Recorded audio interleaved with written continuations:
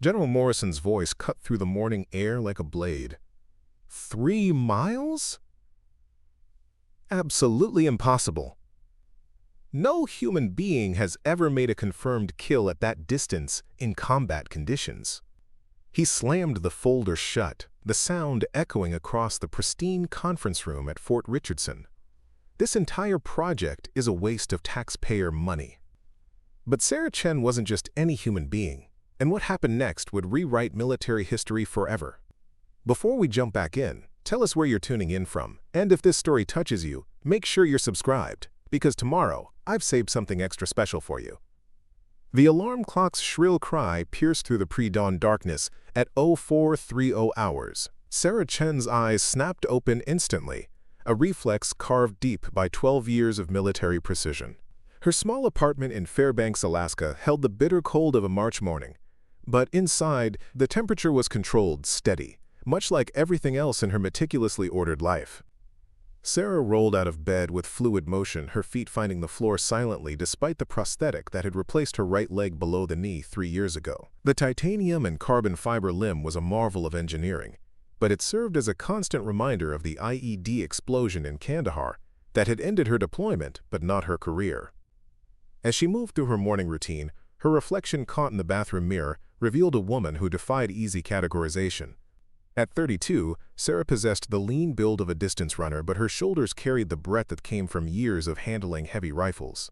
Her black hair was pulled back in regulation style, framing angular features that spoke to her Korean-American heritage.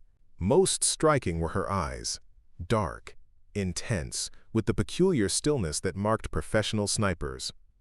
The living room walls told her story better than any personnel file. Framed certificates from the Army Marksmanship Unit competed for space with academic degrees, a master's in applied physics from MIT, and a PhD in ballistics engineering from Georgia Tech. Most soldiers chose either the warrior path or the scholar's route. Sarah had mastered both. Her coffee maker gurgled to life as she reviewed the message that had arrived at 0300 hours.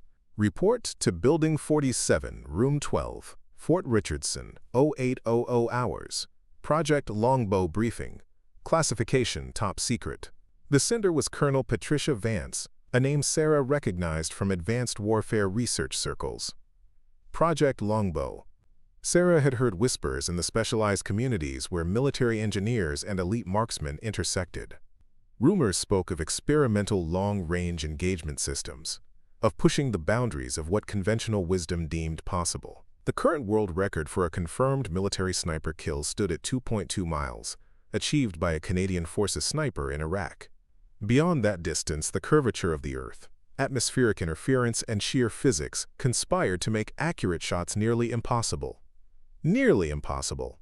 Sarah had built her entire career on that word, nearly. The drive to Fort Richardson took 45 minutes through Fairbanks' snow-dusted streets. Sarah's modified pickup truck handled the icy roads with ease, its reinforced suspension accommodating the specialized equipment she transported. In the back, secured in a custom-built case, lay her rifle, a heavily modified Accuracy International AX-50 that she'd been perfecting for the past 2 years. Most snipers formed emotional attachments to their weapons. Sarah's relationship with her rifle was different, purely technical, based on precision and performance. She'd calculated every modification, tested every component under extreme conditions. The weapon could consistently place shots within a 6-inch group at 1 mile. Beyond that distance, she'd been working on theoretical improvements, but hadn't had the opportunity to test them. Fort Richardson sprawled across the Alaskan landscape like a small city, its buildings constructed to withstand the harsh northern climate. Sarah had been stationed here briefly during her recovery period, working with the Army's Cold Weather Testing Division. The base's remote location and vast training ranges made it ideal for projects that required both secrecy and space. Building 47 sat on the facility's eastern edge, a nondescript concrete structure that could have housed anything from vehicle maintenance to classified research. Sarah parked and made her way inside, her prosthetic creating barely a whisper against the polished floors. The hallways were empty at this early hour, fluorescent lights casting harsh shadows that reminded her of pre-mission briefings in a dozen different countries. Room 12 was smaller than she'd expected, equipped with the standard military conference setup, Metal table, folding chairs, whiteboard, and a projection screen. 3 people waited inside, their conversation halting as she entered. Colonel Patricia Vance stood at the head of the table, a woman in her late 40s whose reputation preceded her. Vance had earned her stars through a combination of battlefield innovation and academic achievement, holding advanced degrees in both military strategy and aerospace engineering. Her silver hair was cut short, and her pale blue eyes held the intensity of someone accustomed to solving impossible problems. To her right sat Dr. Michael Rodriguez, a civilian contractor whose name appeared on cutting-edge ballistics research papers. Rodriguez was younger than Sarah had expected, perhaps 35, with the soft build of someone who spent more time with equations than equipment. His nervous energy was evident in the way he constantly adjusted his glasses and shuffled through papers. The third person made Sarah pause. General William Morrison stood with his back to the door, studying a map of Alaska mounted on the wall. Even without seeing his face, his posture radiated disapproval. Morrison was old-school military, a man who'd earned his rank through conventional warfare in Iraq and Afghanistan. His reputation for skepticism regarding experimental programs was well known throughout military circles. "Captain Chen," Colonel Vance began, using Sarah's former rank. "Thank you for coming. Please take a seat." Sarah remained standing. "I prefer to hear the briefing first, ma'am. If I'm not the right fit, I'd rather know now." General Morrison turned at this, his weathered face creasing into what might have been a smile. Direct, I can respect that. He was a large man, broad-shouldered and thick through the chest, with gray hair cut to regulation standards. His eyes, however, held the hardness of someone who'd made difficult decisions in impossible circumstances. "Very well," Colonel Vance said, activating the projection system. "Project Longbow represents the next evolution in precision engagement systems. Dr. Rodriguez, if you would." The scientist fumbled with his laptop, eventually bringing up a series of technical diagrams. "The theoretical maximum range for rifle-based precision shooting has been limited by several factors," he began, his voice gaining confidence as he moved into his area of expertise. "Bullet drop, wind drift, atmospheric pressure variations, temperature gradients, and the Coriolis effect all combine to make shots beyond 2.5 miles extremely difficult." Sarah studied the diagrams, recognizing immediately that this wasn't theoretical research. Someone had been building actual hardware. "However," Rodriguez continued, "recent advances in ammunition design, atmospheric modeling, and targeting systems have opened new possibilities. We believe that with the right combination of equipment and operator skill, confirmed kills at 3 miles are achievable." General Morrison's snort filled the room. "Believing and proving are 2 different things, Doctor. The Army has wasted enough money on science fiction projects." "Which is exactly why we need a practical demonstration," Colonel Vance interjected smoothly. "Captain Chen, your background makes you uniquely qualified for this project. Your technical education combined with your field experience." "My field experience ended with an IED," Sarah interrupted. "I'm not active duty anymore." "No, but you're also not bound by the same limitations as active personnel," Vance replied. "This project requires someone who can think beyond conventional parameters. Your modification work on long-range systems has been noted." Sarah felt a chill that had nothing to do with the Alaskan climate. Her private research wasn't supposed to be on anyone's radar. The modifications she'd made to her rifle, the theoretical papers she'd published under a pseudonym, the late-night experiments at remote ranges, someone had been watching. "What exactly are you asking me to do?" Dr. Rodriguez pulled up a new slide showing a detailed map of the Alaskan interior. "We've identified a testing range approximately 100 miles northeast of here. Natural terrain features that would allow for shots at various extended ranges, culminating in attempts at the 3-mile distance." "Attempts," General Morrison emphasized, "because no one has ever successfully engaged targets at that range in anything resembling operational conditions." "The parameters would be challenging," Colonel Vance acknowledged. "Multiple targets at varying distances, weather conditions typical of operational environments, time constraints that simulate battlefield pressures." Sarah studied the map, her mind automatically calculating angles, elevations, and environmental factors. The terrain was brutal, open tundra with temperature variations that would create complex atmospheric conditions. Wind patterns in that region were notoriously unpredictable. "You're talking about 10 targets total?" she asked, noting the marked positions. 10 successful hits at 3 miles, Rodriguez confirmed. "In sequence, under time pressure, with standard military ammunition." The room fell silent. Sarah could hear the heating system cycling, the distant sound of base operations beginning for the day. What they were proposing wasn't just difficult, it bordered on impossible with current technology and human limitations. "The current world record is 2.2 miles, she said finally. "You're asking for nearly a 40% increase in range, with multiple targets under field conditions." "Which is why General Morrison believes it can't be done," Colonel Vance said, her tone carefully neutral. Morrison stepped forward, his presence filling the small room. "I don't believe it, Captain. I know it. The human factor alone makes this impossible. Add in equipment limitations, environmental variables, and the basic laws of physics, and you're asking someone to perform magic." Sarah felt something stir inside her chest, the same feeling she'd experienced before every impossible shot she'd ever made. It wasn't confidence or determination. It was curiosity, pure and simple, the desire to know whether the theoretical could become actual. "What's the timeline?" she asked. 6 weeks of preparation, Vance replied. "Equipment modification, range testing, environmental analysis. The demonstration would take place in early May, when weather conditions are most favorable." 6 weeks. Sarah's mind raced through the calculations.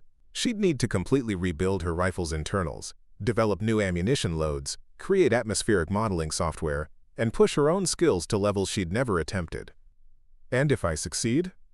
"You'll have accomplished something no one in history has achieved," Rodriguez said, excitement creeping into his voice. "The implications for military doctrine, for special operations capabilities." "And if I fail?" General Morrison's smile was cold. "Then we close down another expensive fantasy project and get back to real warfare." Sarah looked around the room, studying each face. Colonel Vance's expression held carefully controlled hope. Dr. Rodriguez practically vibrated with scientific enthusiasm. General Morrison radiated skepticism so profound it felt like gravity. 3 miles, 10 targets, 6 weeks to prove that impossible was just another word for challenging. "I'll need complete technical specifications for the equipment you're providing," Sarah said finally. "Environmental data for the test site going back 5 years. And full authority over rifle modifications and ammunition selection." Colonel Vance nodded slowly. "That can be arranged." "Then I accept." General Morrison's expression didn't change, but something flickered in his eyes. "Captain Chen, I hope you understand what you're committing to. When this project fails, and it will fail, it won't just be your reputation on the line.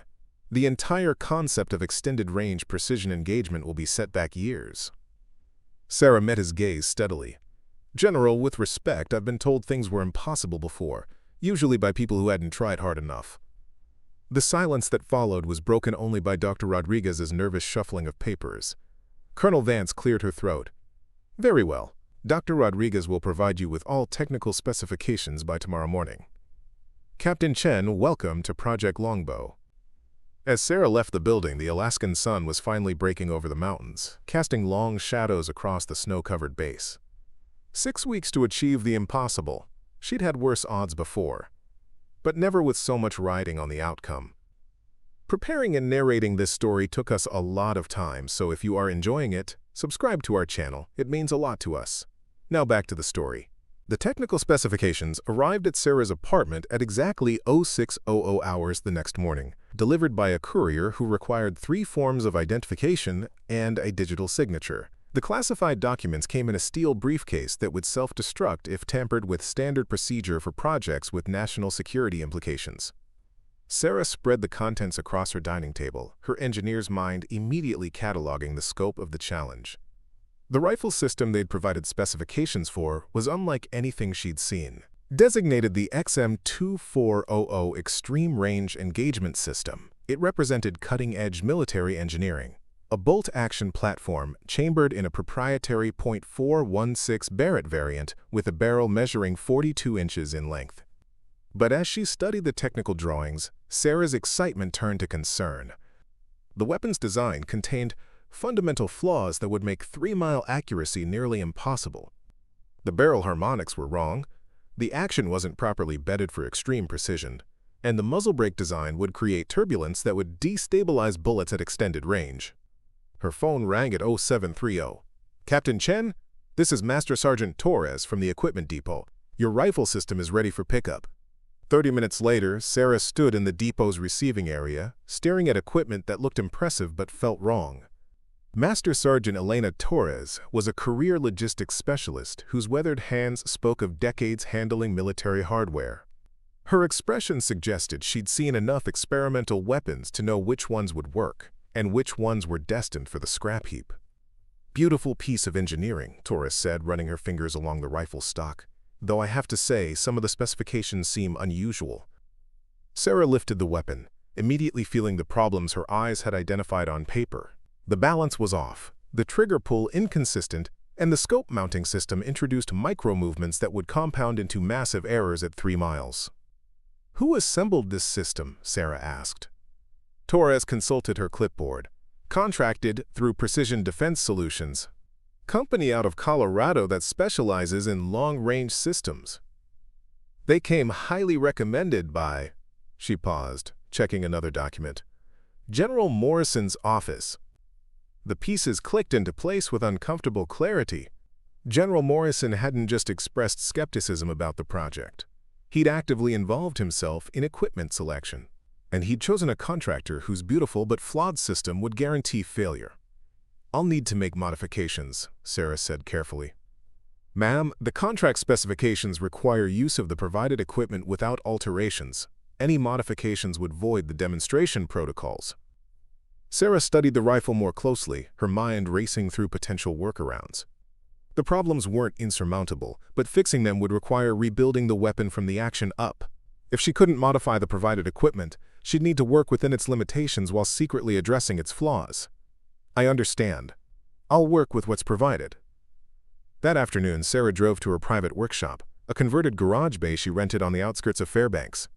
The space contained the precision tools and testing equipment she'd accumulated over years of ballistics research. If she was going to make the XM2400 capable of 3-mile accuracy, she'd need to be creative.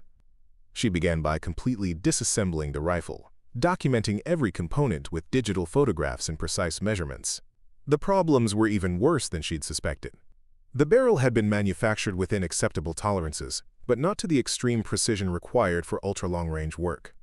The action's bolt face wasn't perfectly perpendicular to the bore axis, a deviation of just 0.003 inches that would cause shots to spiral wildly at extended distances.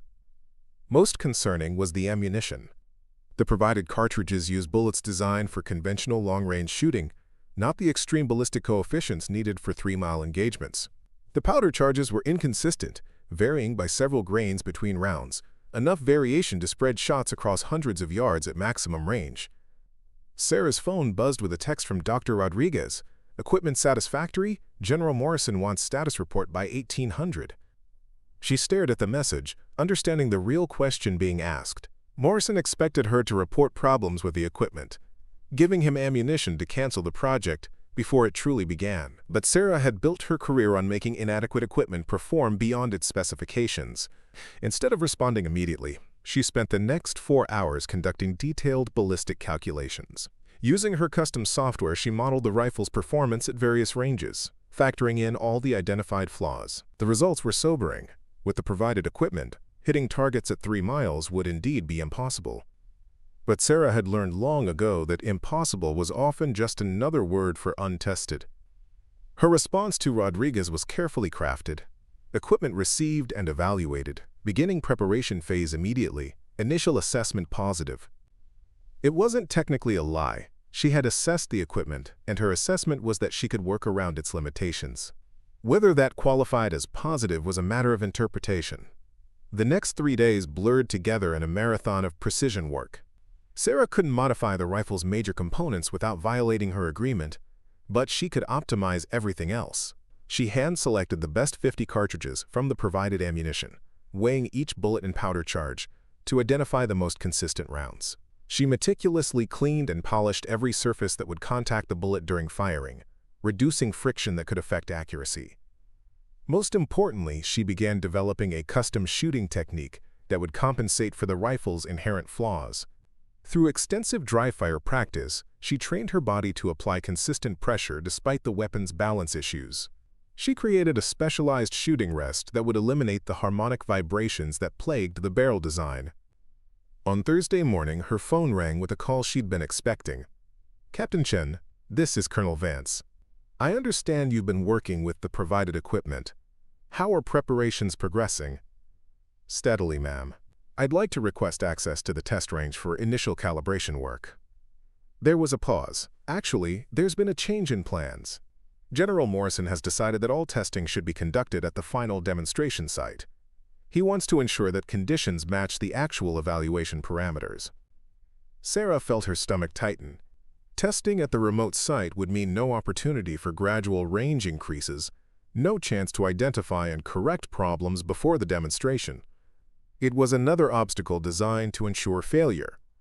When would this testing take place? Tomorrow morning. Weather forecast shows optimal conditions. Minimal wind, clear skies. Dr. Rodriguez will accompany you to collect performance data. After the call ended, Sarah stared at her workshop, surrounded by tools and equipment that suddenly seemed inadequate.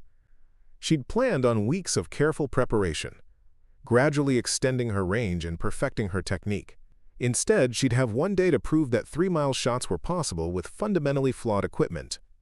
That evening, she loaded her truck with everything she might need: the modified rifle, carefully selected ammunition, her custom shooting rest, range-finding equipment, and atmospheric monitoring instruments. The drive to the test site would take 3 hours through wilderness roads, and she wanted to arrive with time to properly set up. As she prepared to leave, her neighbor Mrs. Peterson emerged from the adjacent apartment. The elderly woman had taken a motherly interest in Sarah since learning about her military service and research work. "Working late again, dear? You look exhausted." Sarah paused in loading her equipment. Mrs. Peterson was one of the few people who knew about her ballistics research, though not about the current project's classified nature. "Big test tomorrow, make or break, kind of thing." The older woman studied Sarah's face with the insight that came from raising 5 children and burying 1 husband. "You know, my late husband used to say that when someone gives you broken tools and expects you to fail, the best revenge is succeeding anyway." Sarah smiled despite her exhaustion. "Your husband sounds like he was a wise man." "He was. He also said that sometimes the most important battles are the ones nobody thinks you can win." As Sarah drove through the Alaskan night toward the test site, those words echoed in her mind. General Morrison had provided flawed equipment and restricted her preparation time, clearly expecting failure. Dr. Rodriguez would be watching, ready to document every missed shot for the project's inevitable cancellation report. But Sarah had spent years turning theoretical impossibilities into practical realities. She'd made 1-mile shots in Afghanistan when doctrines said the maximum effective range was half that distance. She'd compensated for equipment failures, environmental extremes, and physical limitations that would have stopped most soldiers. Tomorrow, she'd find out whether those experiences had prepared her for the ultimate test: 10 targets at 3 miles with a rifle designed to miss. The headlights carved through darkness as she navigated unmarked wilderness roads, following GPS coordinates toward a destination that existed only on classified maps. Behind her, Fairbanks faded into a distant glow. Ahead lay the most challenging shot sequence ever attempted in military history. Sarah pressed the accelerator, racing toward either vindication or spectacular failure. In her experience, the difference between the two often came down to preparation, patience, and the willingness to attempt what others deemed impossible. She'd spent her entire career refusing to accept limitations imposed by others. Tomorrow would determine whether that refusal had been courage or foolishness. The Alaskan wilderness stretched endlessly in every direction as Sarah's truck navigated the final stretch of unmarked trail. At 0530 hours, the landscape existed in that peculiar twilight between night and dawn, painted in shades of blue and gray that made distance judgment nearly impossible. Perfect conditions for testing the limits of human perception and mechanical precision. The test site coordinates led to a broad valley surrounded by low hills, with natural windbreaks and elevation changes that created a complex atmospheric environment. Sarah could immediately see why this location had been chosen.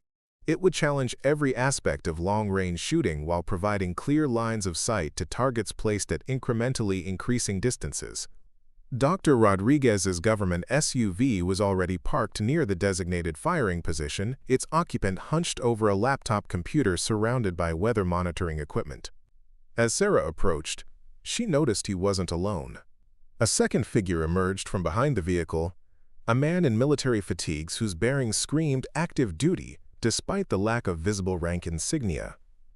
"Captain Chen," Rodriguez called out, his breath visible in the frigid air. "Perfect timing. I'd like you to meet Staff Sergeant Williams from the Range Control Division. He'll be observing today's test for safety compliance."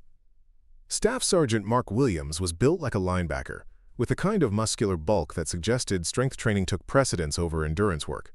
His handshake was unnecessarily firm, and his pale blue eyes held the flat assessment of someone evaluating a potential threat. Sarah recognized the type, a soldier who'd never operated at the elite level but resented those who had. "Ma'am," Williams said, his tone carrying just enough respect to avoid insubordination while making his skepticism clear. "I've reviewed the safety protocols for today's exercise. Given the experimental nature of the equipment and the extreme ranges involved, I'll need to approve each shot sequence before you proceed." Sarah felt the first stirring of suspicion. Range safety officers typically established protocols at the beginning of a session and then monitored compliance. Williams was positioning himself as a gatekeeper who could interrupt her rhythm and concentration at will. "What specific safety concerns do you have with long-range precision shooting?" she asked. Williams consulted a clipboard thick with documentation.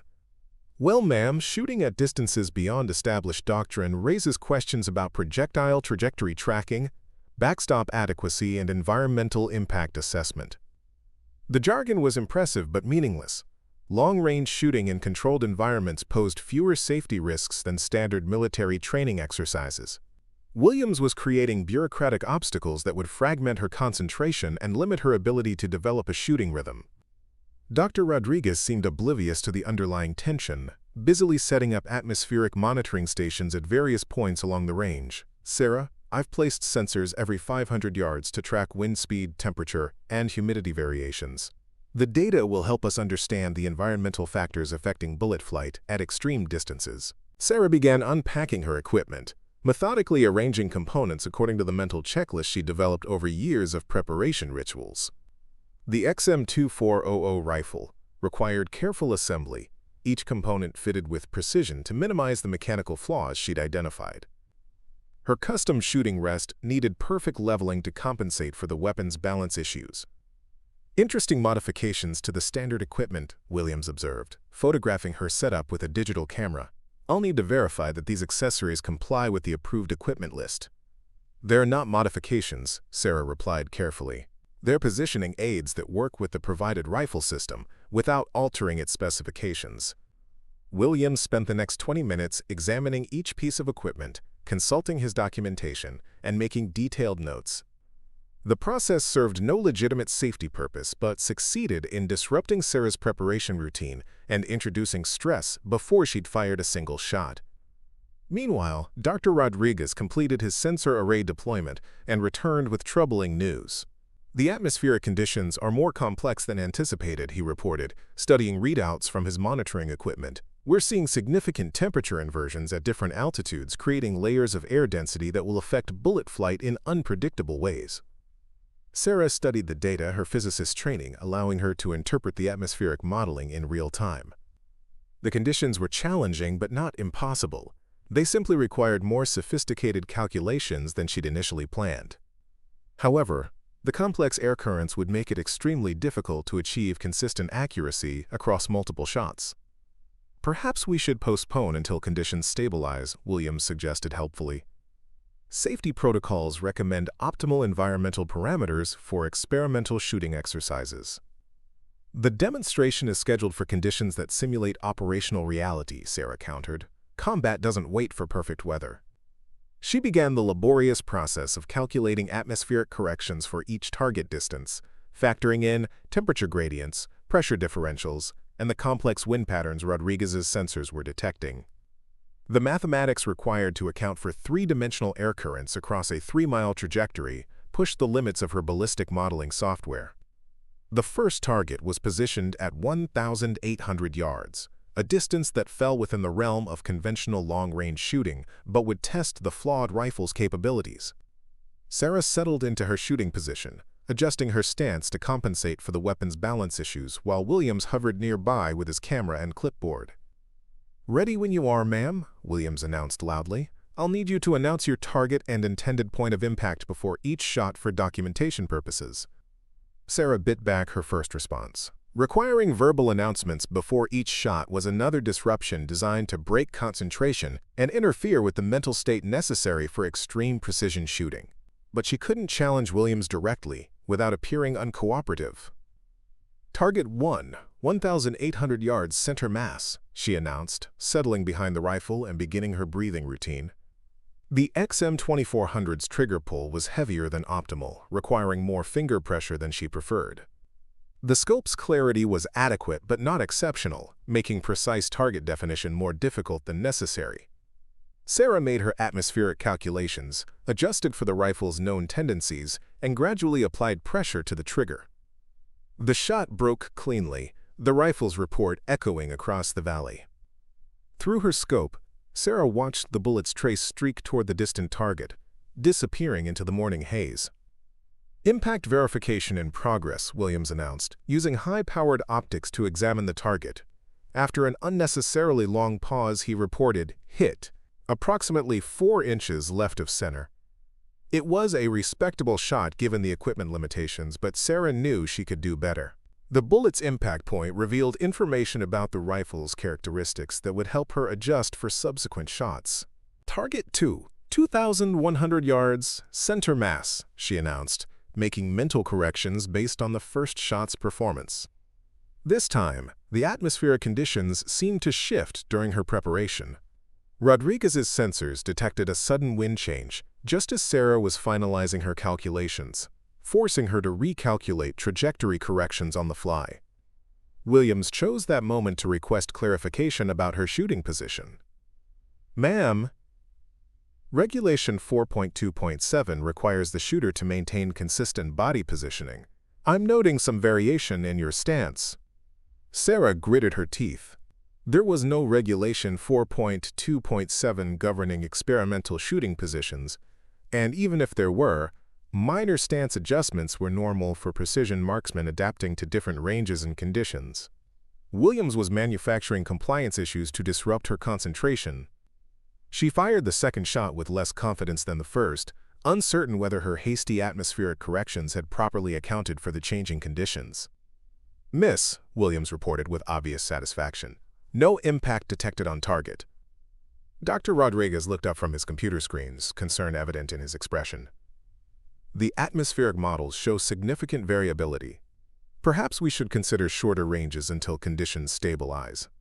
Sarah felt the weight of expectation and doubt pressing down on her shoulders. 2 shots at ranges well within conventional capabilities, and she'd managed only 1 hit. If she couldn't maintain accuracy at 2,100 yards, how could she possibly succeed at 3 miles?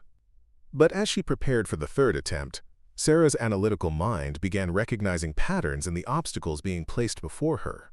Williams's interruptions followed a deliberate rhythm designed to break her concentration at crucial moments. The atmospheric monitoring equipment was providing accurate data, but Rodriguez was interpreting it in ways that emphasized problems rather than solutions. Most telling was Williams's obvious satisfaction when she missed.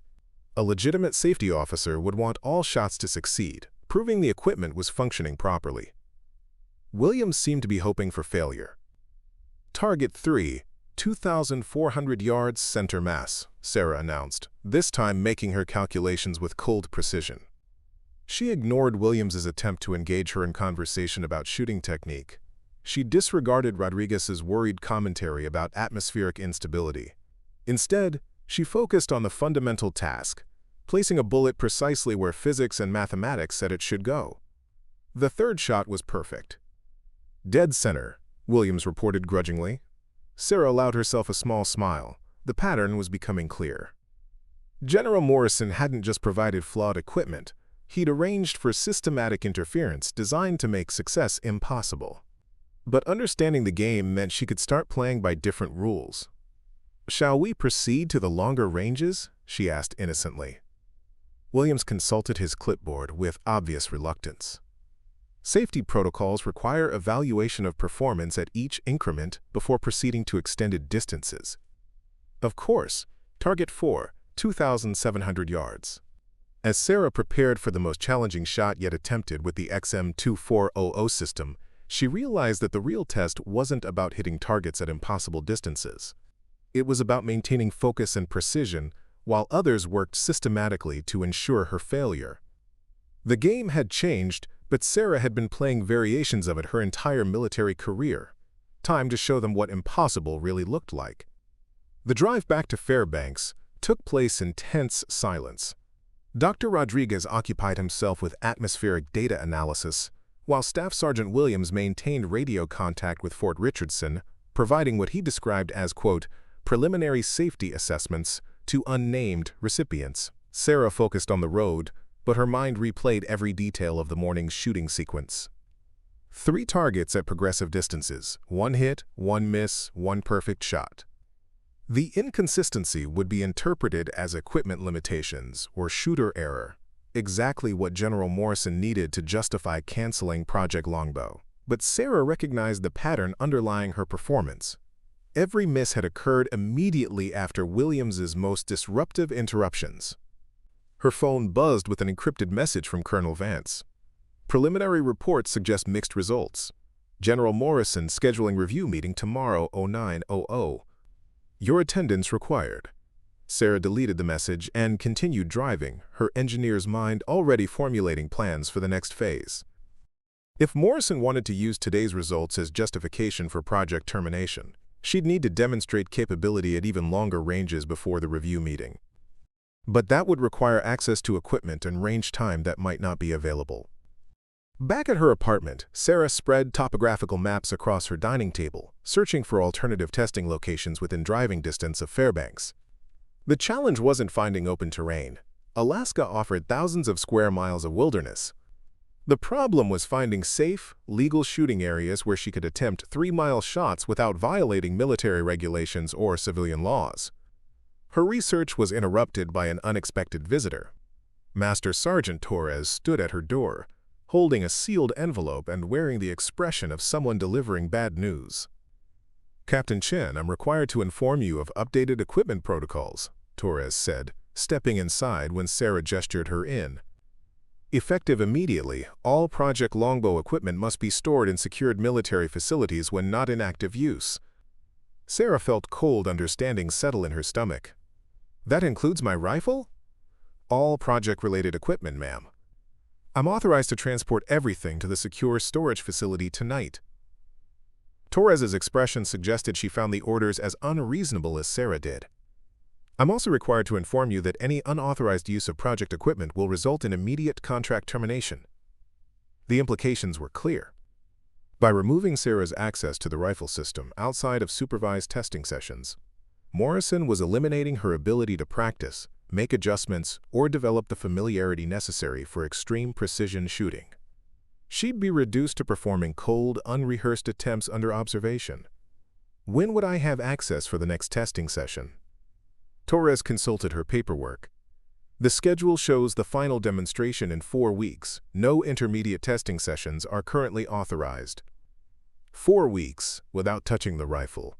For a precision marksman, that interval was devastating. Muscle memory would fade, equipment familiarity would diminish, and the subtle understanding of the weapon's characteristics would be lost. It was professional sabotage disguised as security protocol.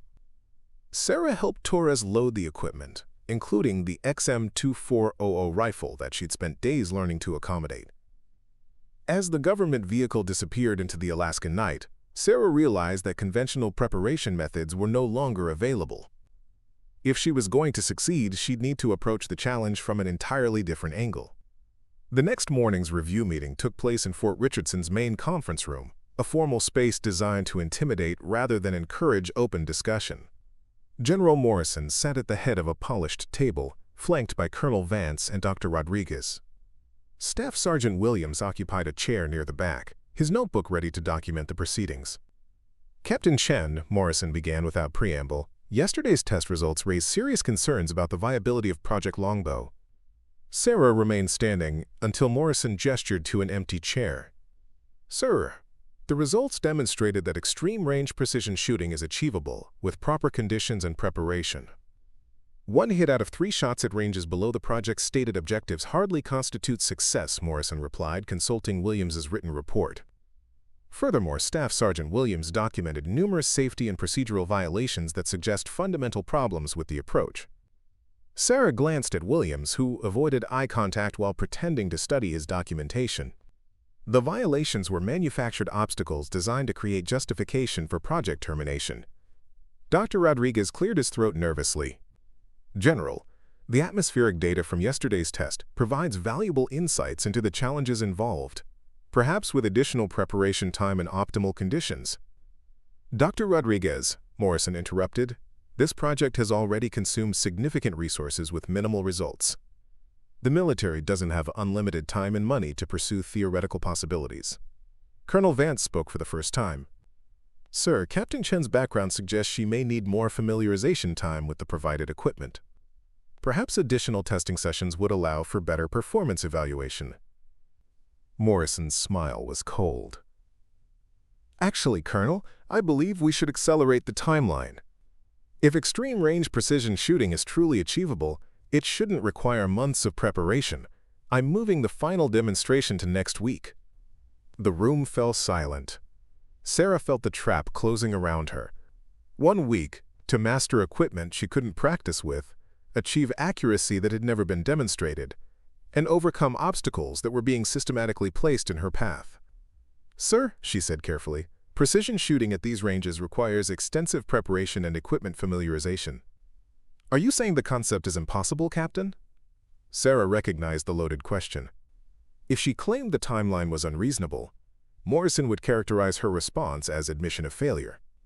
If she accepted the accelerated schedule, she'd be agreeing to attempt the impossible under impossible conditions.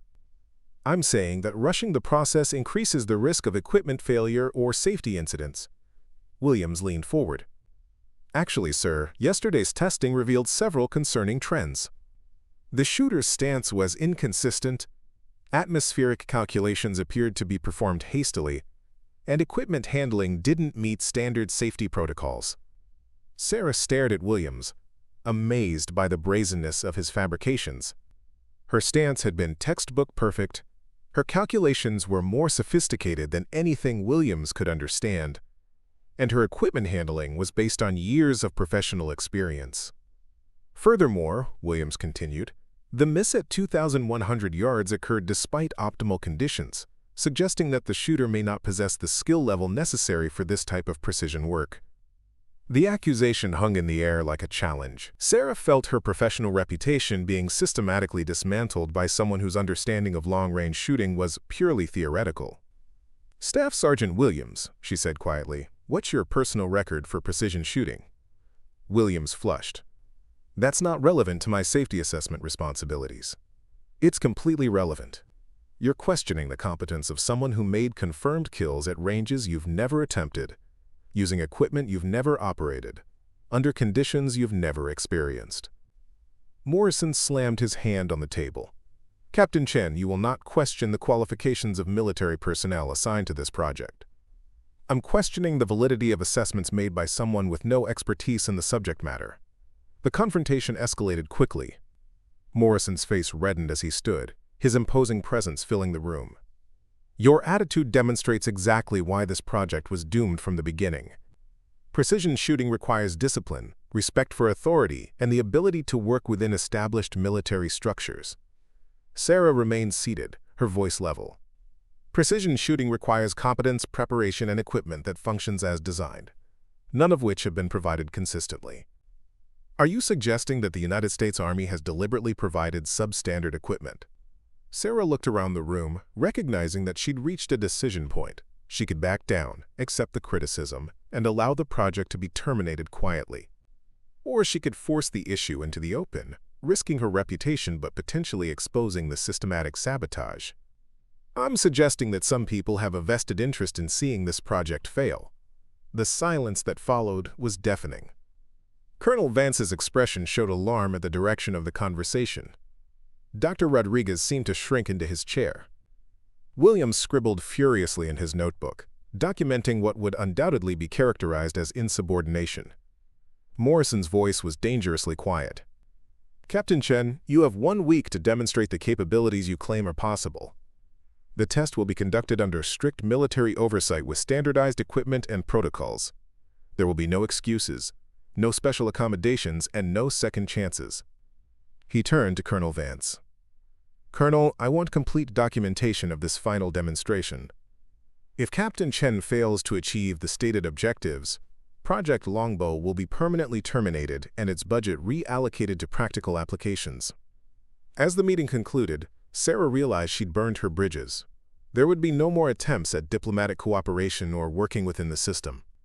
Morrison had made the stakes clear: succeed completely or fail spectacularly. Walking across the base toward her truck, Sarah felt oddly liberated.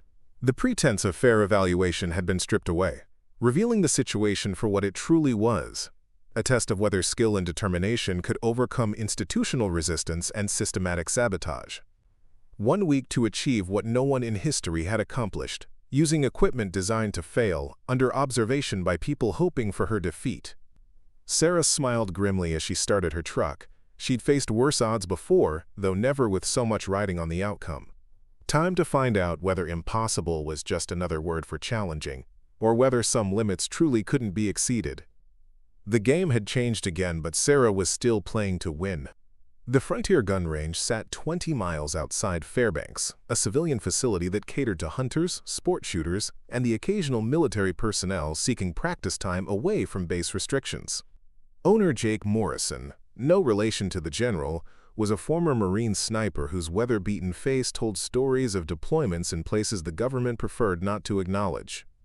Sarah found him at 0600 the morning after her confrontational meeting, methodically cleaning rifles in his workshop behind the main range building. Morrison looked up as she entered, his pale gray eyes taking in her purposeful stride and the tension radiating from her shoulders. "You look like someone with a problem that requires creative solutions," he said without preamble. "I need access to a long-range facility and equipment that isn't monitored by military oversight," Sarah replied, "and I need it for a week of intensive preparation." Morrison set down his cleaning rod and studied her more carefully. "That's a specific request. Most people come here wanting to sight in hunting rifles or practice for competitions. You're talking about something else entirely." Sarah had spent the drive to the range deciding how much to reveal. Morrison's military background meant he'd understand the technical challenges, but it also meant he'd recognize the career risks involved in circumventing official channels. "There's a demonstration next week, long-range precision shooting. The stakes are high." Morrison's expression didn't change, but something shifted in his posture. "How long range are we talking?" 3 miles, 10 targets. Equipment I can't practice with beforehand." For the first time since Sarah had met him, Morrison smiled. 3 miles? That's not shooting. That's artillery with delusions of grandeur." He paused, considering. But if someone wanted to attempt something that crazy, they'd need a rifle that could actually perform at those distances. Sarah felt a surge of hope. "You have something that could work?" Morrison gestured toward a locked gun safe in the corner of his workshop. "I have a rifle that was built for a client who decided he didn't need it after all. Custom action, hand-lapped barrel, chambered in .416 Barrett with a 44-inch barrel. It'll put bullets through the same hole at a mile if you know what you're doing." He opened the safe, revealing a weapon that was immediately recognizable as a masterpiece of precision engineering. Unlike the flawed XM2400 she'd been forced to use, this rifle represented everything that made extreme long-range shooting possible. The balance was perfect, the action glass smooth, and the barrel appeared to be cut from a single piece of premium steel. "I can't use unauthorized equipment for the demonstration," Sarah said reluctantly. Morrison's grin widened. "Who said anything about using it for a demonstration? I'm talking about practice. Learning the fundamentals of 3-mile shooting so you understand what's possible. Then you take that knowledge and apply it to whatever equipment they give you." Sarah understood immediately. By mastering the technique with a rifle that could actually perform at 3 miles, she'd developed the skills and understanding necessary to push the flawed XM2400 beyond its apparent limitations. "What would you want in return?" Morrison considered the question while running his fingers along the rifle's stock. Professional pride. I spent 30 years watching talented shooters get undermined by incompetent leadership and bureaucratic obstacles. If someone's trying to set you up for failure, the best response is spectacular success. Over the next 6 days, Sarah lived at Morrison's range. She arrived before dawn and stayed until after dark, methodically working through the progression of skills required for extreme long-range shooting. Morrison's facility included targets out to 2,800 yards, close enough to 3 miles to provide meaningful practice. The first challenge was understanding atmospheric effects at extreme range. At 3 miles, bullets spend nearly 8 seconds in flight, traveling through multiple air masses with varying temperatures, pressures, and wind conditions. Sarah learned to read thermal layers, identify wind patterns from surface indicators, and calculate corrections for the Coriolis effect that became significant at such distances. Morrison proved to be an exceptional instructor, combining technical knowledge with practical experience that textbooks couldn't provide.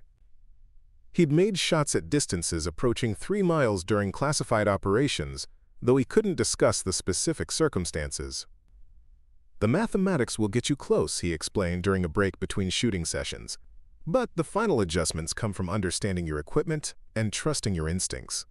At 3 miles, you're not just shooting at a target. You're shooting at where the target will be when your bullet arrives.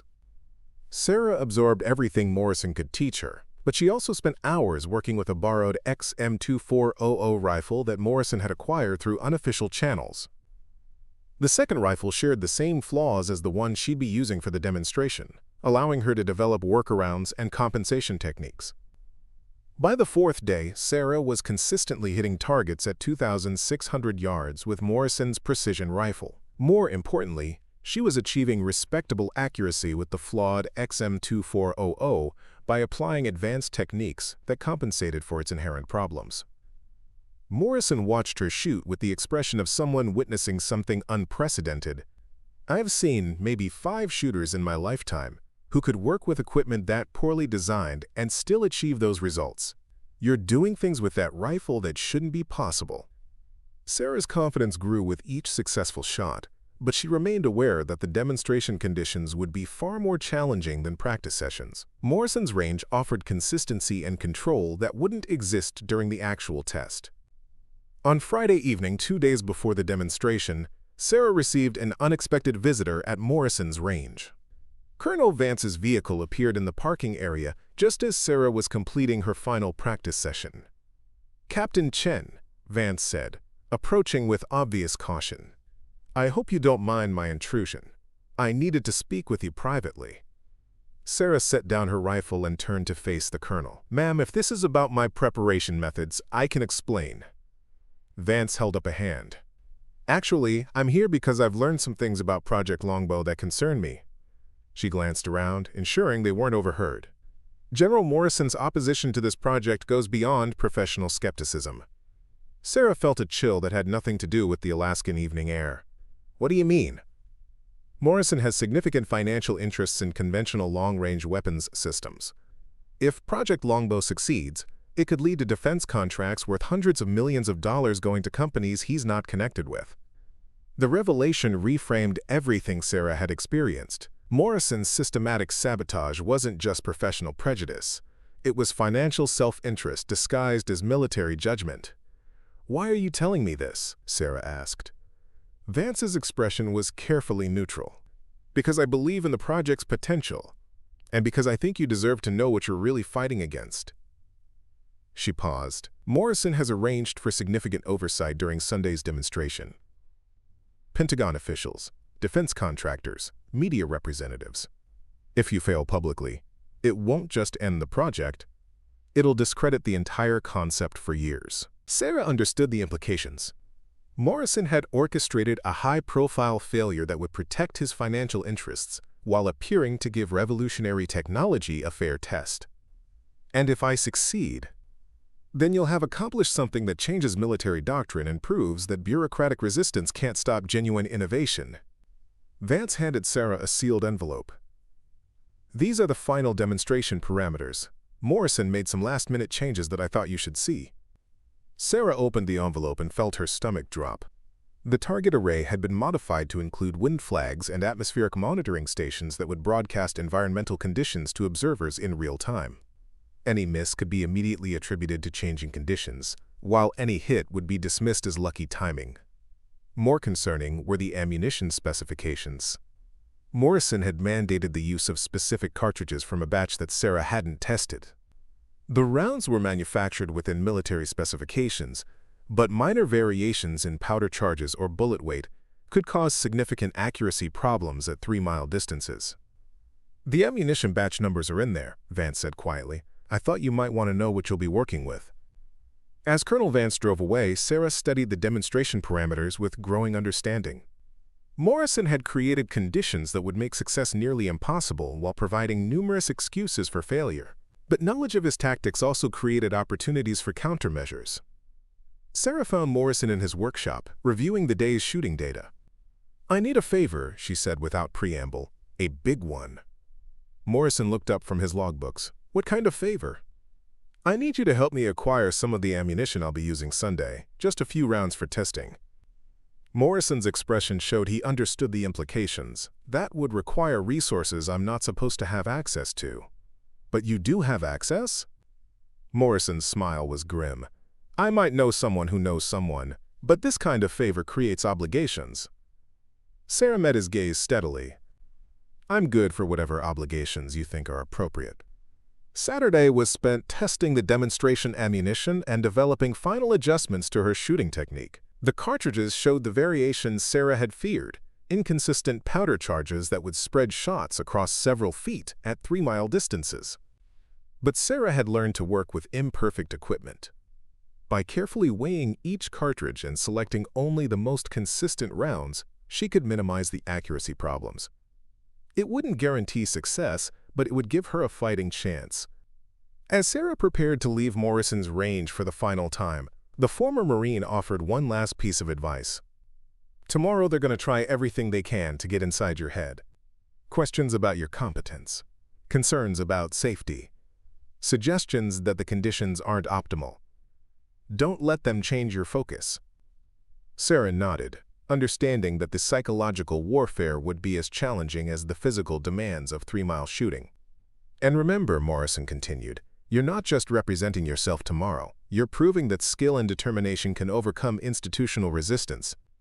Don't let the bureaucrats win." As Sarah drove back to Fairbanks, she reflected on the week of preparation. She'd pushed her abilities to levels she'd never attempted, mastered equipment she wasn't supposed to have access to, and gained allies in unexpected places. Sunday would determine whether all that preparation was enough to achieve the impossible. Sunday morning arrived with the kind of crystalline clarity that only Alaska could provide. At 05:00 hours, Sarah stood outside her apartment building, breathing air so cold it felt like inhaling glass shards.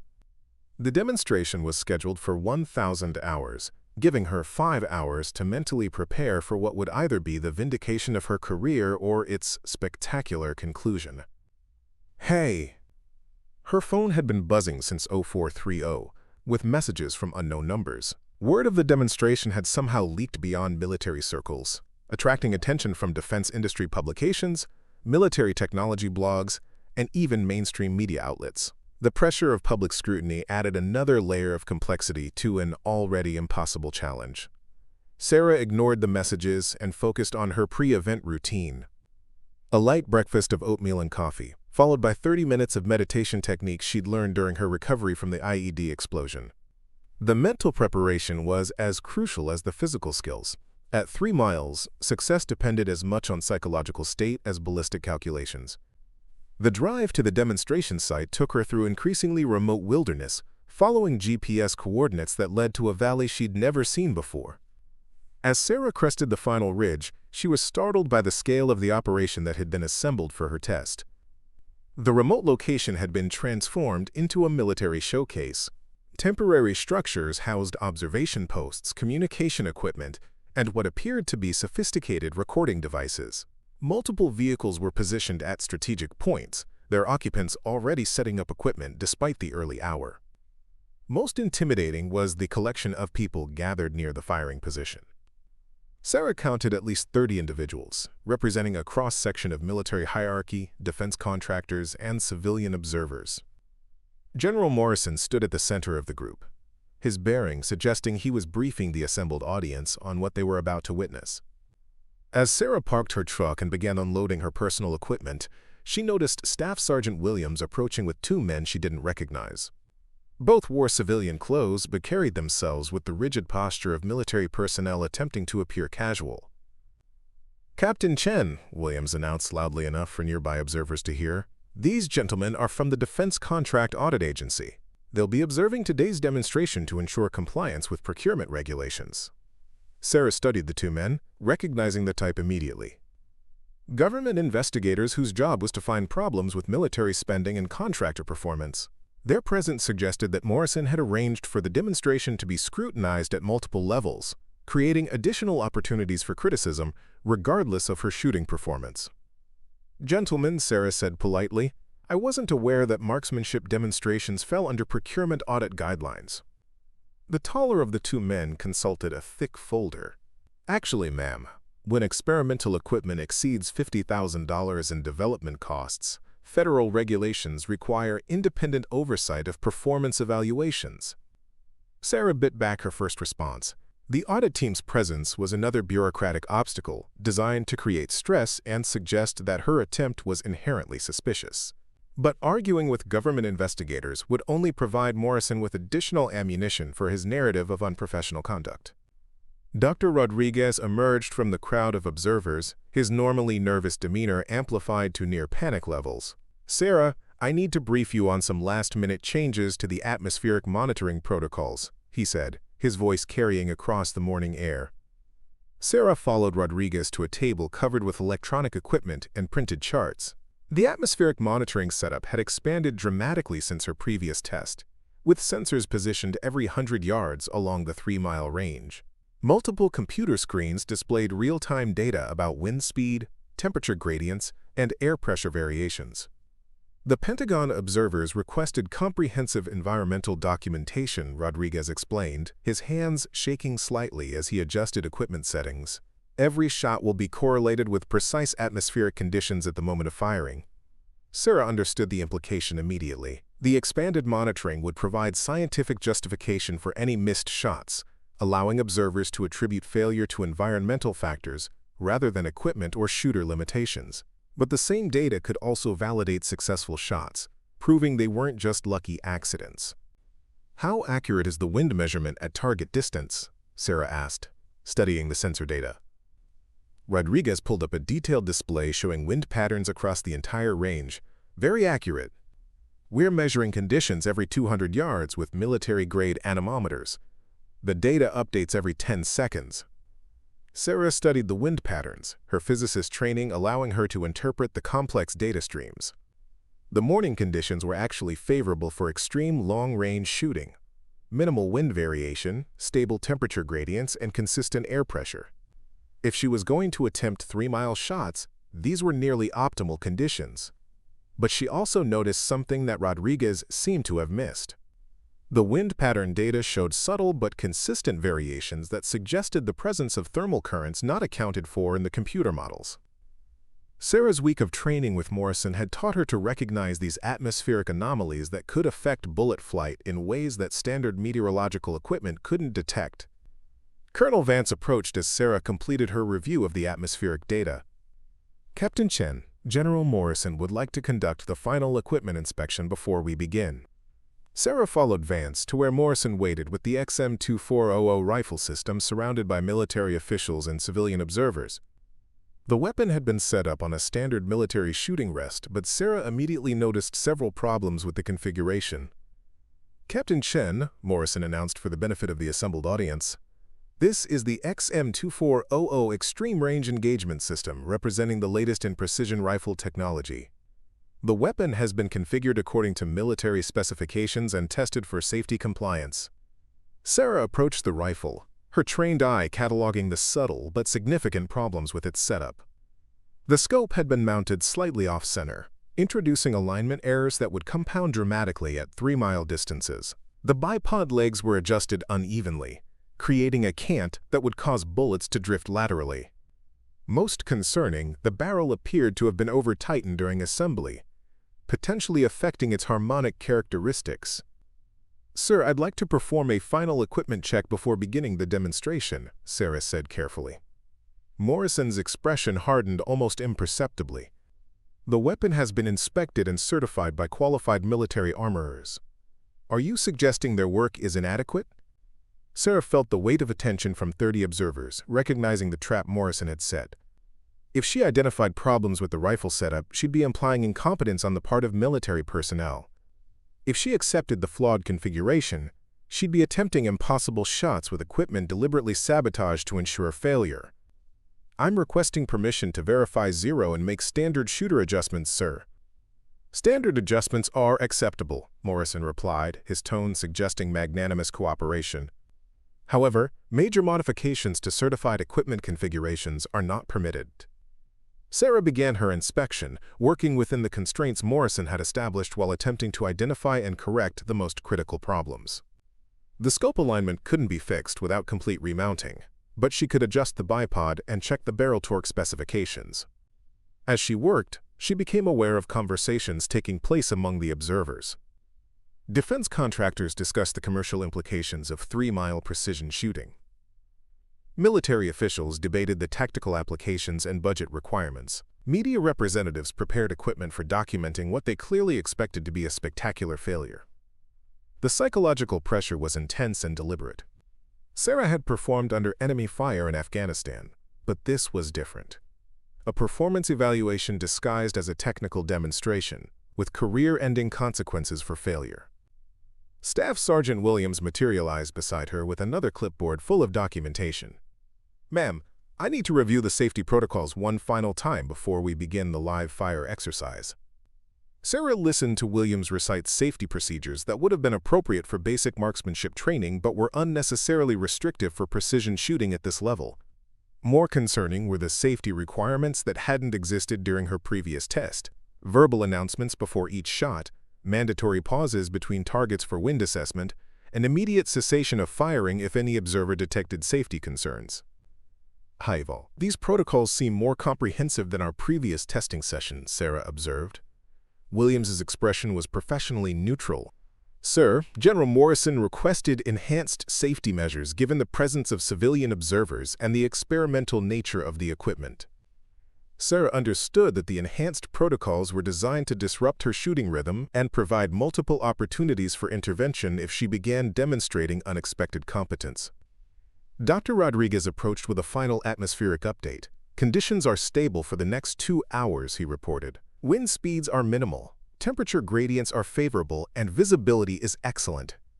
General Morrison addressed the assembled crowd. "Ladies and gentlemen, today's demonstration will test the theoretical limits of rifle-based precision engagement. Captain Chen will attempt to hit 10 targets at progressive distances, culminating in shots at 3 miles, a distance that exceeds the current world record by nearly a full mile." He paused, his gaze sweeping across the observers. "This project has consumed significant resources and represents a considerable investment in experimental technology. Today's results will determine whether extreme long-range precision shooting is a viable military capability or an expensive fantasy." Sarah felt the weight of Morrison's words and the expectations of everyone present. She'd spent a week preparing for this moment, but no amount of practice could fully simulate the pressure of performing under such scrutiny. As she settled behind the XM2400 rifle, Sarah blocked out the surrounding conversations and focused on the fundamental task ahead. 10 targets at increasing distances, each shot more challenging than the last, culminating in attempts at a distance no one had ever achieved in controlled conditions. The morning air was crisp and still, perfect for precision shooting. Sarah's equipment was flawed, but manageable. Her preparation had been as thorough as circumstances allowed. Now came the moment of truth. 3 miles of trajectory, physics, and human determination compressed into 10 crucial shots that would define the future of military precision engagement. Sarah settled into her shooting position and prepared to prove that impossible was just another word for untested. At exactly 1,000 hours, General Morrison raised his hand for silence. The assembled crowd of military officials, defense contractors, and media representatives fell quiet, their attention focused on the firing position where Sarah Chen lay behind the XM-2400 rifle system. "The demonstration will proceed in sequence," Morrison announced, his voice carrying across the Alaskan wilderness. 10 targets at progressive distances from 1,800 yards to 3 miles. Each shot will be documented by multiple observers and correlated with real-time atmospheric data. Sarah settled behind the rifle, feeling the familiar weight of expectation and the less familiar pressure of performing for an audience that expected her to fail. The first target stood 1,800 yards downrange, a distance that should have been routine for a precision marksman, but nothing about this demonstration was routine. Through her scope, Sarah could see the target clearly despite the distance. The atmospheric conditions were indeed optimal: minimal wind, stable temperature, excellent visibility. But the rifle's flawed setup created challenges that no amount of perfect weather could overcome. "Target 1, 1,800 yards, Sarah announced according to Williams's protocols. "Preparing to fire." She began her breathing sequence, the rhythm that had carried her through countless shots in combat and competition. But as she settled into her natural point of aim, Sarah noticed something that sent a chill down her spine. The scope's crosshairs weren't tracking properly. The mounting error Morrison's team had introduced was causing the reticle to shift slightly with each movement. Sarah made microscopic adjustments to compensate, drawing on techniques Morrison had taught her for working with imperfect equipment. The first shot had to be perfect, not just for accuracy, but to establish credibility with the observers who were waiting for any sign of incompetence. The trigger broke cleanly, the rifle's report echoing across the valley. Through her scope, Sarah tracked the bullet's path toward the distant target, watching for the telltale flash that would indicate impact. "Hit," called the range officer positioned with spotting equipment. "Center mass, approximately 2 inches high." A murmur ran through the observers. Sarah allowed herself a small measure of satisfaction. Despite the equipment problems, she'd placed the shot exactly where her calculations predicted. Staff Sergeant Williams approached with his clipboard, making an elaborate show of documenting wind conditions and atmospheric data. "Atmospheric conditions remain stable," he announced, proceeding to target 2. The second target stood at 2,200 yards, entering the realm where minor equipment flaws began to compound into serious accuracy problems. Sarah performed her calculations, factoring in the scope mounting error and the barrel harmonics issues she'd identified during equipment inspection. Target 2, 2,200 yards, preparing to fire. This time, Sarah noticed several observers speaking quietly among themselves, their body language suggesting skepticism about her prospects for success. She blocked out the distractions and focused on the fundamental elements of extreme precision shooting: breathing, trigger control, follow-through. The second shot was harder to spot due to increased distance, but the range officer's confirmation came quickly. "Hit, dead center." Sarah heard Dr. Rodriguez speaking excitedly into his recording equipment, documenting atmospheric conditions and ballistic performance data. His enthusiasm contrasted sharply with General Morrison's increasingly grim expression. "Interesting," Morrison commented loudly enough for nearby observers to hear. 2 hits at conventional long-range distances. Let's see how performance changes as we approach the theoretical limits." Target 3 stood at 2,600 yards, approaching the world record distance where few marksmen had ever achieved confirmed hits. Sarah knew this was where the real test began, where equipment limitations and environmental factors would conspire to make accuracy exponentially more difficult. As she prepared for the third shot, Sarah noticed changes in the wind patterns that Dr. Rodriguez's sensors weren't detecting. Thermal currents were beginning to develop as the morning sun warmed the ground unevenly, creating invisible air movements that would affect bullet flight. Target 3, 2,600 yards, preparing to fire.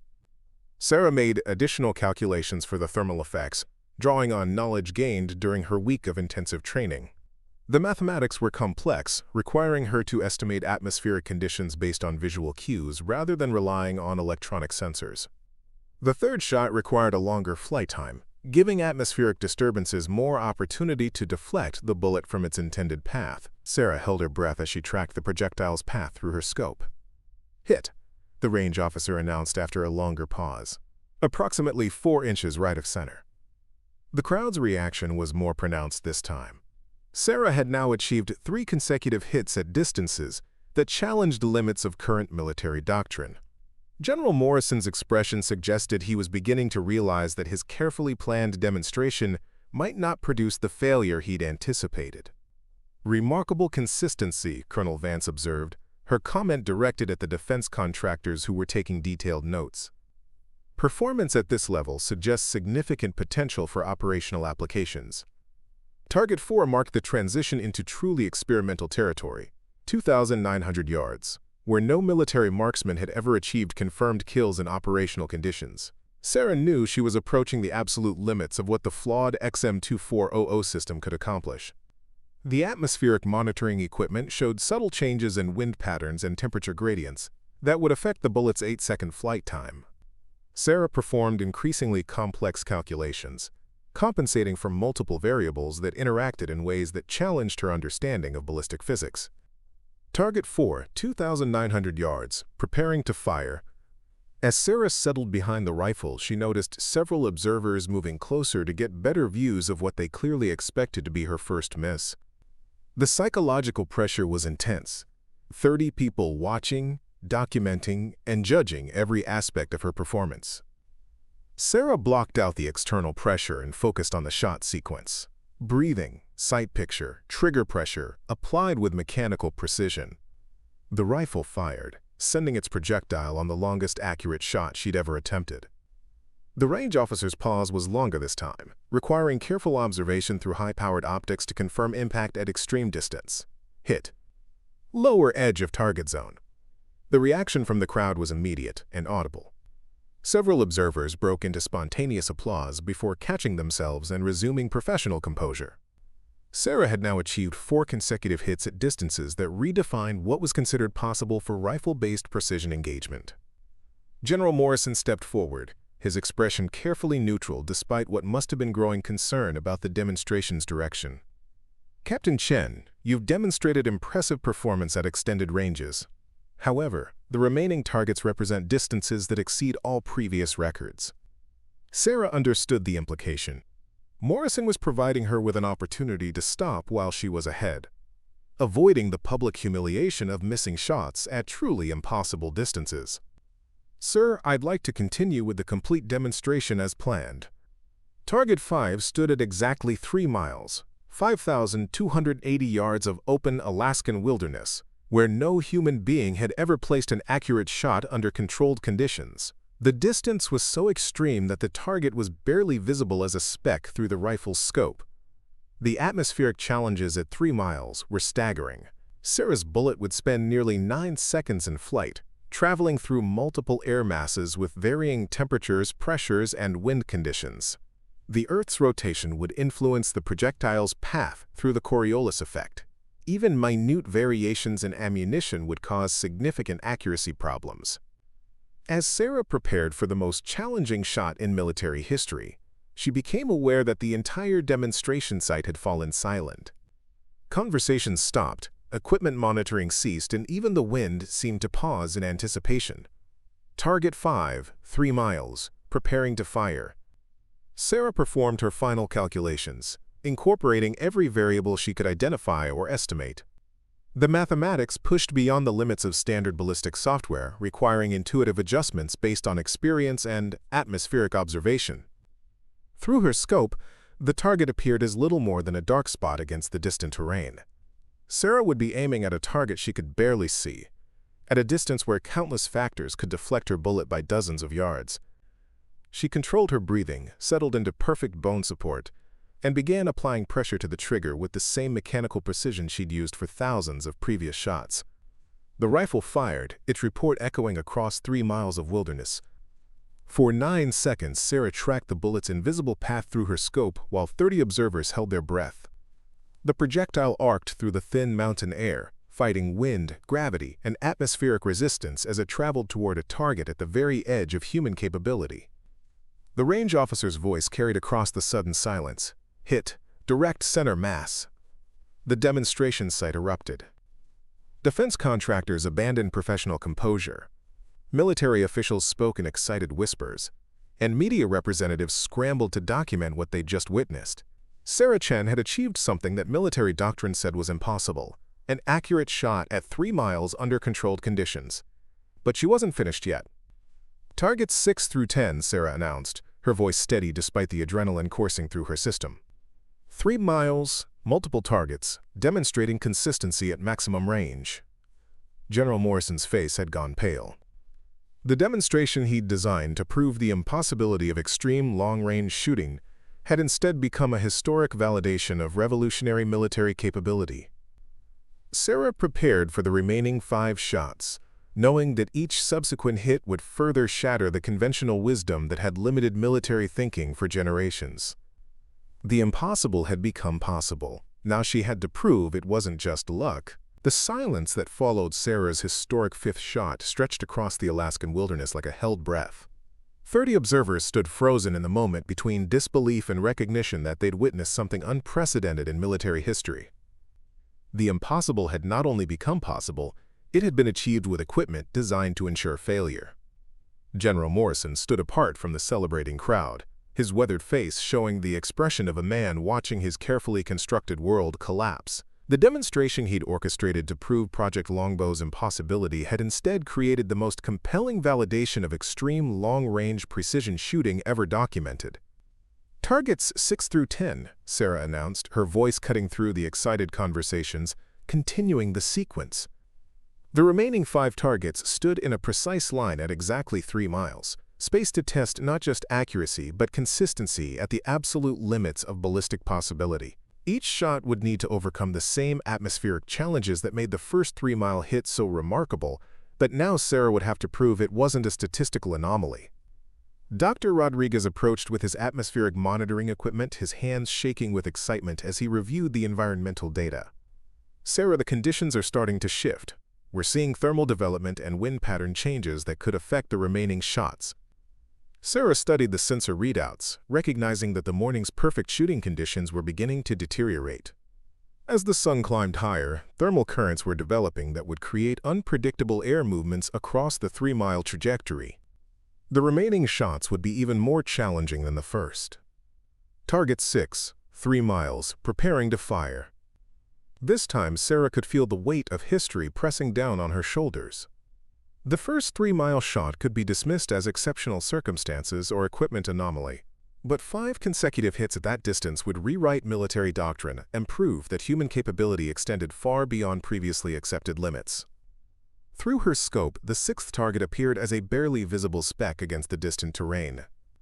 Sarah performed her calculations, now incorporating the thermal effects that Dr. Rodriguez's sensors were detecting. The mathematics had moved beyond standard ballistic equations into territory that required intuitive understanding of atmospheric physics. The 6th shot fired cleanly, its report echoing across the valley as the bullet began its 9-second journey toward the distant target. Sarah tracked the invisible projectile through her scope, watching for the telltale indicators that would confirm impact. Hit, the range officer announced. Center left of target zone. The crowd's reaction was more subdued this time, as if the observers were beginning to accept that they were witnessing a new standard of human performance rather than isolated lucky shots. But Sarah could see defense contractors making urgent phone calls, military officials taking detailed notes, and media representatives preparing reports that would reshape public understanding of military capabilities. Target 7, 3 miles, preparing to fire. Colonel Vance moved closer to the observation area, her expression showing a mixture of professional satisfaction and personal vindication. Project Longbow had been her initiative, and Sarah's success was validating years of research and development that others had dismissed as impractical. The 7th shot presented new challenges as thermal currents continued to develop across the range. Sarah compensated for atmospheric effects that pushed the boundaries of her ballistic knowledge, making corrections based on visual observation of mirage effects and wind indicators. Hit, lower right quadrant. 7 consecutive hits at 3 miles. Sarah had now achieved something that military historians would study for generations, proving that the right combination of skill, knowledge, and determination could overcome seemingly insurmountable obstacles. Staff Sergeant Williams stood at the edge of the crowd, his earlier confidence replaced by the stunned expression of someone watching his assumptions about reality being systematically demolished. The safety concerns and procedural violations he documented seemed trivial compared to the revolutionary capability being demonstrated. Target 8, 3 miles. Preparing to fire. As Sarah prepared for the 8th shot, she noticed that General Morrison had stepped away from the main group of observers, speaking quietly into a military radio. His conversation was brief but intense, and Sarah suspected he was already beginning damage control communications with his Pentagon contacts. The 8th shot required corrections for wind conditions that were becoming increasingly complex as thermal effects intensified. Sarah's calculations pushed beyond the theoretical limits of ballistic science into realm of practical artistry, combining mathematical precision with intuitive understanding of atmospheric behavior. Hit upper left of center. 8 perfect shots at a distance that exceeded the previous world record by nearly a mile. The defense contractors in the audience were no longer taking casual notes. They were conducting urgent consultations about the commercial implications of what they were witnessing. Target 9, 3 miles, preparing to fire.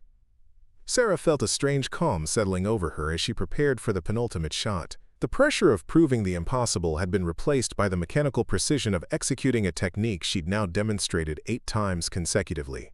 Each successful shot built confidence for the next, creating a positive feedback loop of performance excellence.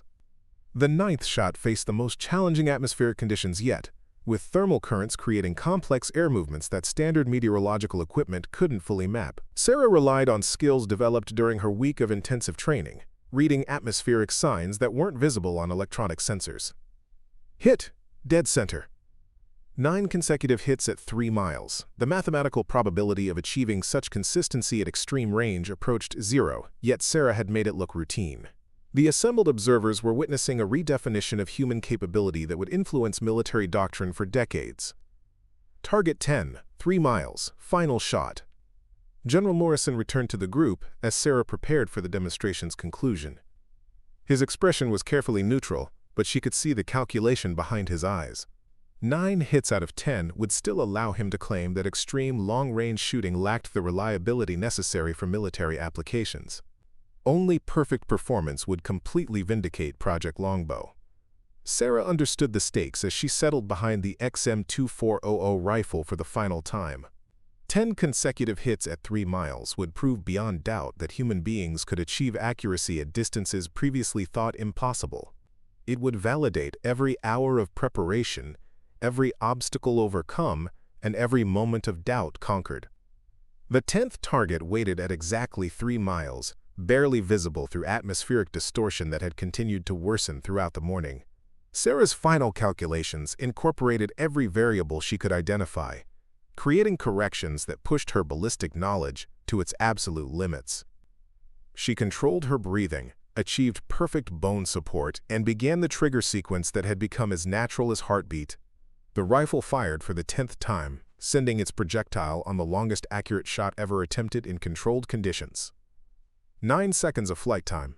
9 seconds during which 30 observers held their breath and military history balanced on the trajectory of a single bullet traveling toward a target at the very edge of human capability. Hit. Perfect center mass. The demonstration site erupted in spontaneous applause that echoed across the Alaskan wilderness. Defense contractors abandoned professional restraint. Military officials spoke in excited voices about operational applications, and media representatives scrambled to document the historic achievement. 10 consecutive hits at 3 miles. Perfect performance with imperfect equipment under impossible conditions. General Morrison stepped forward, his expression showing the grudging respect of a professional soldier acknowledging superior capability. Captain Chen, you have achieved something remarkable today. Congratulations. The concession was minimal, but significant. Morrison had been forced to publicly acknowledge the success of a project he'd tried to sabotage, validating capabilities he'd insisted were impossible. Colonel Vance approached with a document folder, her expression showing professional satisfaction mixed with personal vindication. Sarah, I have preliminary orders here for the establishment of an advanced long-range precision program. You've been recommended as the primary instructor and curriculum developer. Dr. Rodriguez was surrounded by defense contractors, eager to discuss the technical specifications of equipment that could achieve 3-mile accuracy. The commercial implications of Sarah's demonstration would generate military contracts worth hundreds of millions of dollars, revolutionizing long-range weapons development. As the crowd began to disperse, Jake Morrison appeared from the observation area where he'd been watching anonymously. The former Marine sniper's weathered face showed the expression of someone who'd witnessed vindication of everything he'd believed about human potential. "Finest shooting I've ever seen," he said simply. "You didn't just hit those targets, you rewrote the book on what's possible." 3 months later, Sarah stood before the first class of the Advanced Long-Range Precision Program, watching 20 elite marksmen prepare to learn techniques that would have been considered impossible a year earlier. The program's facility included ranges extending to 4 miles, pushing the boundaries of accuracy even further into uncharted territory. On her office wall hung a simple framed certificate commemorating the world's first confirmed 10-target sequence at 3 miles. Below it, Sarah had added a small personal note: "Impossible is just untested." The plaque served as both achievement recognition and daily reminder that human capability extended far beyond the limitations imposed by others. General Morrison had learned that lesson the hard way, watching his financial interests evaporate as contracts flowed to companies developing revolutionary long-range systems. Staff Sergeant Williams had been reassigned to administrative duties, his expertise in manufacturing safety violations no longer relevant in a program that prioritized capability over compliance. Dr. Rodriguez had been promoted to lead scientist for ballistic research, his atmospheric monitoring innovations becoming standard equipment for extreme-range shooting. As Sarah watched her students attempt their first shots at distances beyond 2 miles, she reflected on the journey that had brought her to this moment. Every obstacle had strengthened her resolve. Every act of sabotage had refined her technique, and every moment of doubt had been overcome by methodical preparation and unwavering determination.